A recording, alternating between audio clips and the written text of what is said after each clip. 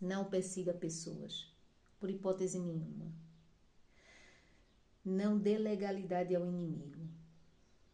Nós temos um inimigo que é o nosso perseguidor. Ele está sempre em busca de nos perseguir para nos derrubar, para nos destruir. É o perseguidor das nossas almas. E quando nós perseguimos pessoas de alguma forma, seja hierarquicamente falando, no cargo de chefia, perseguimos empregados, ou perseguimos colegas de trabalho, ou numa família, não é? Estamos sempre a enxergar os defeitos de um filho, ou um neto, ou um parente próximo, a perseguir aquela pessoa, a não dar paz àquela pessoa. Ou na igreja, até na igreja. Estamos sempre a perseguir aquele irmão, ou aquela irmã, ou a um pastor, ou a um diácono. A perseguição, ela pode ser de cima a baixo, ou às vezes até de baixo para cima. A perseguição é um comportamento do inimigo das nossas almas. Não é um comportamento que Deus se agrade. E tudo que nós vemos de errado, por exemplo, se nós temos uma situação que nos cause alguma espécie de tristeza, decepção ou princípio de revolta, que nós podemos ficar revoltados com alguma situação, coloque nas mãos do Senhor.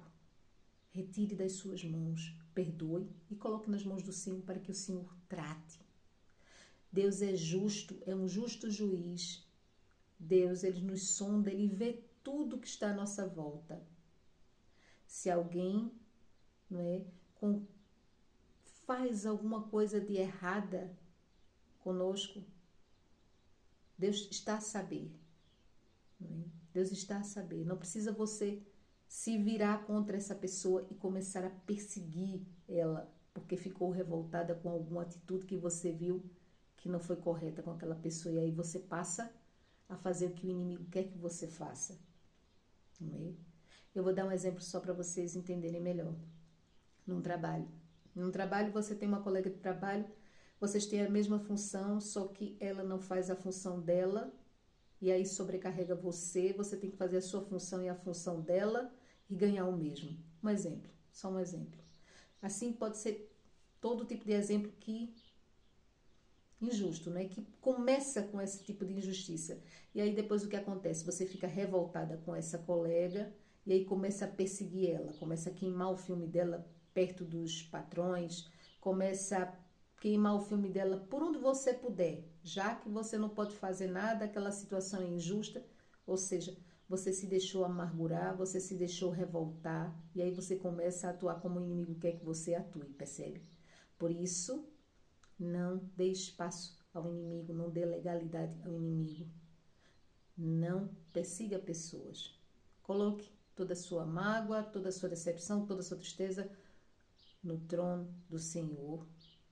Perdoe essa pessoa e deixe que Ele vá à frente de você e trate dessa situação com essa pessoa. Descanse no Senhor, faça seu trabalho e continue. É assim que nós devemos fazer. Esse é o exemplo de perseguição.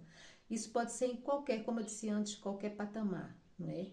De repente nós podemos começar a pegar no pé de um filho e ficar sempre atrás dele, cobrando dele. Ou mesmo um filho cobrando da mãe, não é?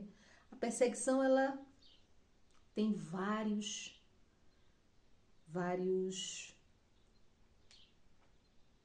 mecanismos e várias formas. Pode ser de várias formas. É isso que eu quero dizer. O que nós devemos saber é que nós não devemos perseguir a ninguém. Não é uma atitude cristã, não é o que Deus quer de nós. Que nós peguemos essas mágoas e tristezas, coloquemos no trono dele toda injustiça, todo dissabor.